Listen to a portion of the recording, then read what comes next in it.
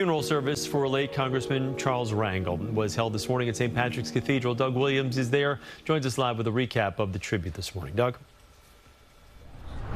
Chris, the service should be wrapping up in just a few minutes. Once the casket is brought back outside, Fifth Avenue will once again be closed to traffic for the procession. As you know, this is how New York City honors a life of service. And Charlie Rangel, the Lion of Lenox Avenue, was a giant in Harlem, in New York City, and in American life, politics, and history.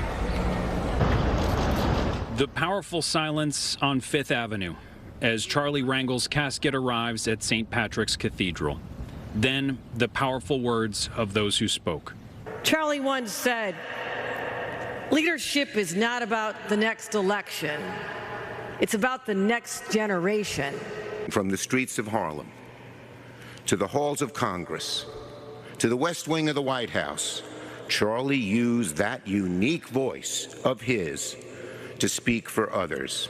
What a life that he lived. What a leader, what a legacy. The legendary Lion of Lenox Avenue. America is better off today because of his service.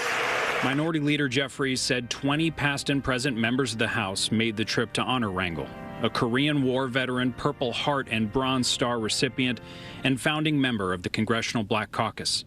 It's the kind of legacy that earns a eulogy from former presidents.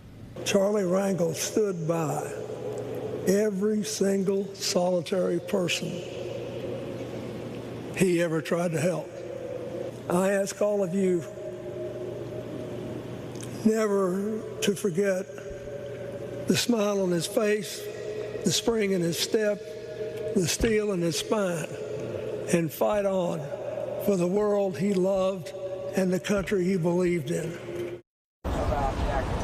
And Chris, I spoke to 94-year-old Reverend Herbert Dory on the steps of St. Patrick's here this morning. I want to read you what he said about his friend Charlie.